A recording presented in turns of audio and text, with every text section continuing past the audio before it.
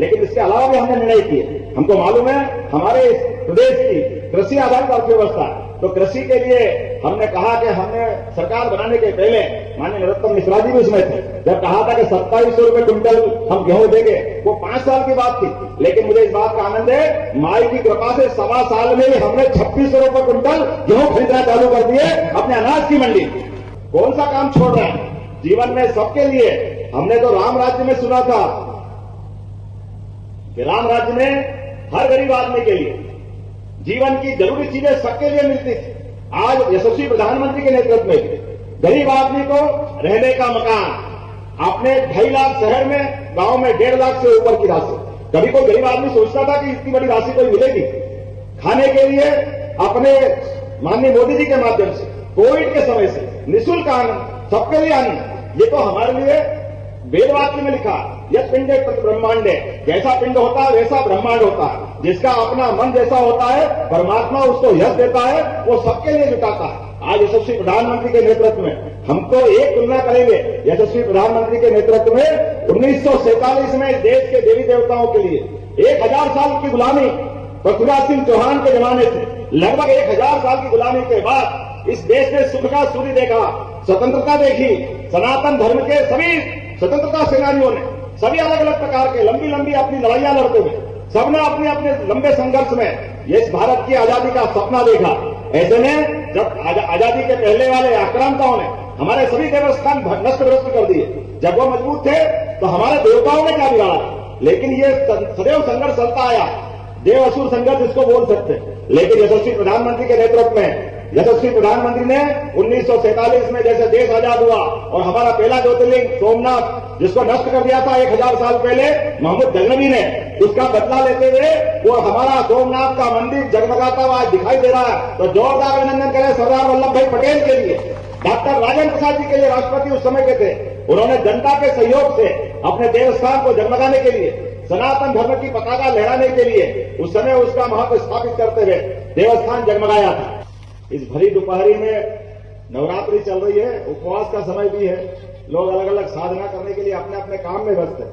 लेकिन जैसा कि हमने सबने इसी स्थान से, मुझे इस बात की प्रसन्नता है कि जब नवरात्रि चल रही है और हमारी सरकार ने इस बजट में शराबबंदी की घोषणा की, तो वैसे तो 17 से ज्यादा शहर है, लेकिन सबसे ज्यादा आनंद कहीं आया तो पीताम्बरा माई के आनंद आया आपका आशीर्वाद पाकर के।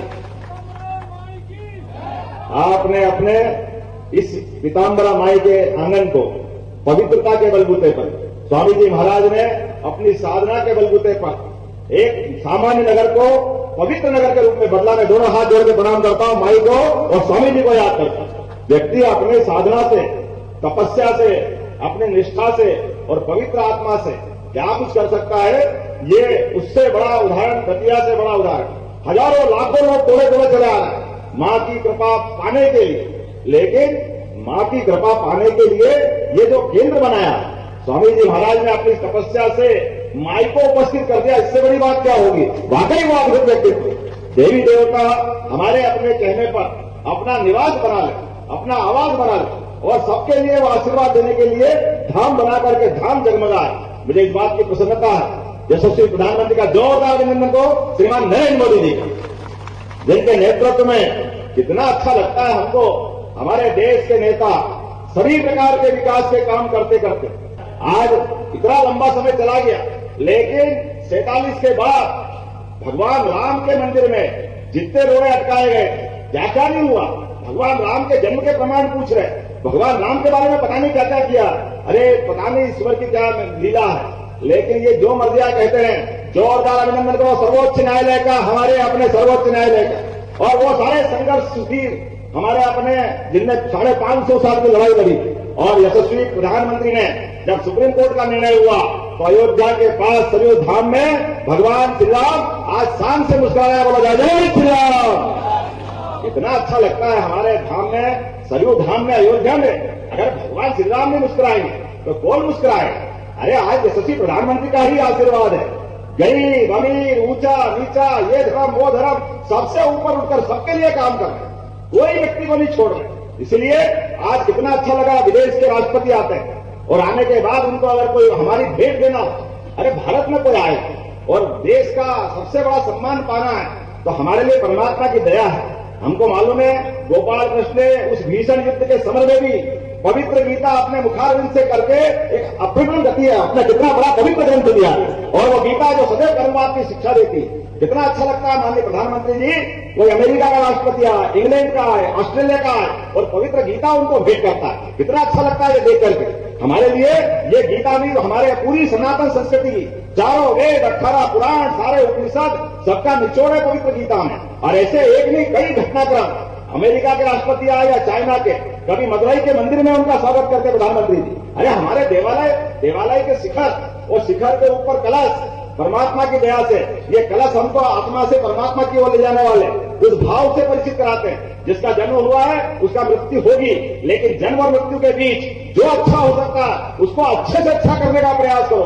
इस परमात्मा की सृष्टि में हमारे लिए छोटे से छोटे स्थान पर भी भारतीय संस्कृति तो सदैव वसुधैव कुटुंबकम वाली है। पूरी वसुधा पूरी पृथ्वी को परिवार मानती है। जब पूरे वसुधा को परिवार मानती है तो कई विकृतियां बीच में आ गई। इन विकृतियों से भी बचने की जरूरत है। अरे कितना खराब लगता है, अपना भाई मेहनत करके पैसा लेके आए और अपने मजदूरी का पैसा लेकर के 100 रुपया, 150 रुपया, 200 रुपया, 400 रुपया, घर में बाल बच्चे इंतजार कर रहे हैं कि आए और घर में बच्चे बच्ची के लिए कुछ करे, लेकिन रास्ते में ही हो गया कल्याण, चाय पी लिया, किधर गया, कोई कपड़े किधर जा रहा है, हालत क्या हो रही, घर में क्या हालत हो रही, बच्चे बच्ची को लेके मां बेचारी इंतजार कर रही, पत्नी इंतजार कर रही कि हमारे बाल बच्चों का ध्यान देंगे। लेकिन दुर्भाग्य से ये शराब की बीमारी घर के घर बर्बाद करती है, बहुत खराब स्थिति बनती है। और ऐसे में यशस्वी प्रधानमंत्री के नेतृत्व में हमने यशस्वी माननीय नरोत्तम जी ने 2022 में यह पुरस्कार पाया और आज मुझे मालूम पड़ा कि नगर पालिका परिषद ने भी प्रस्ताव पारित किया। जोरदार अभिनंदन करो। जब पवित्र भाव से आप संकल्प करोगे तो देर हो सकती है, अंधेर नहीं हो सकता है। निश्चित रूप से माई की कृपा हुई और आपके उस प्रस्ताव के आधार पर हमारी सरकार बनी। हमने कहा जितने भी देवस्थान है, 17 देवस्थान है, 17 जगह एक साथ दारूबंदी करने के बाद इस निर्णय को लिया कि वाकई ये शराब बहुत परिवार बिगाड़ती और धार्मिक स्वरूप से तो हम शुरुआत करेंगे। धार्मिक शहरों में आकर के अगर पवित्र माहौल मिलता है, इससे अच्छी क्या बात हो। हमारे विरोधियों को बता करके कहा कि जो भाजपा कहती है वो करके दिखाती है। हमारे पास कोई डबल रोल नहीं, एक ही बात, जनता के हित के लिए संकल्प लिया और हम और आगे बढ़ रहे हैं। हमारा प्रयास है कि ये जो अपनी बुराई है इसकी दुकान बंद हो और ये प्रदेश भर में फसल से तो आमदनी बढ़ेगी सही, आपका दतिया भी उसमें आता है। यशस्वी प्रधानमंत्री के माध्यम से केन बेतवा नदी जोड़ो अभियान, पार्वती काली सिंह चंबल योजना और अब तीसरी योजना बुरहानपुर तरफ होने वाली है। 1,75,000 करोड़ की ये पूरा बुंदेलखंड का इलाका बदलेगा। आप सबसे निवेदन है अपनी जमीन मत बेचना, आपकी जमीन के माध्यम से आपके परिवार की जिंदगी आगे बढ़ने वाली है। सारे लोगों से निवेदन करना, अनावश्यक खर्चों से थोड़ा हाथ जोड़ना, बच्चे बच्ची को पढ़ाने में वो सही खर्च लगा देना। जो पैसा बचे अपने बच्चे बच्ची को पढ़ाओ लिखाओ आगे बढ़ाओ। लेकिन ये जबरदस्ती के माफ करना, ये जो शादी का दिखावा या मृत्यु भोज का दिखावा करने की जरूरत नहीं है। परमात्मा ने हमको मौका दिया है भविष्य की पीढ़ी के लिए, तो जो अच्छा हो सकता है वो सब करेंगे। लेकिन आने वाले समय में हमने एक अभियान और लगाया। हमने अपने प्रदेश के अंदर सभी देवस्थानों पे जहां जहां भगवान राम की लीलाएं हुई उन सारे स्थानों को भी श्री राम बंदमन पथ के माध्यम से चित्रकूट से लगा करके वो सारे देवस्थान अच्छे कर रहे हैं। साथ ही साथ भगवान गोपाल कृष्ण की भी ज्यादा लीला हुई, प्रत्येक स्थान को भी हम तीर्थ स्थान बनाने जा रहे हैं। उसका पैसा भी हमारे बजट में रखा है। बोले गोपाल कृष्ण भगवान की। इसके साथ साथ जहां माई की कृपा, जो देवी लोग ऐसे प्रत्येक देवी लोग के लिए भी चिंता कर रहे हैं। यहाँ के लिए मुझे मालूम पड़ा है कि आपने अच्छा प्लान बनवाया, लेकिन सरकार के स्तर पर भी कोई भी तोड़ कसर बाकी नहीं रखी जाएगी। जो आप चाहोगे मां के लिए वो सब करने के लिए तैयार है। आज के इस अवसर पर, इस नागरिक अभिनंदन के अवसर पर मैं अपनी ओर से आपका आभार मानता हूं और सच्चे अर्थों में ये मेरा अभिनंदन नहीं, यह हमारी पार्टी पे आपके विश्वास का है, यहाँ के नेताओं का है, यहाँ के सारे लोगों का है जो अपने इस भाव को लेकर चलते हैं कि हमारी सनातन संस्कृति सर्वे भवन्तु सुखिनः, सर्वे सन्तु निरामया, सबके पवित्र भाव से सबके कल्याण की कामना करती है। तो मेरी अपनी ओर से पुनः वंदन अभिनंदन। बोलो पीताम्बरा माई की बहुत बहुत आभार, बहुत बहुत धन्यवाद। धन्यवाद।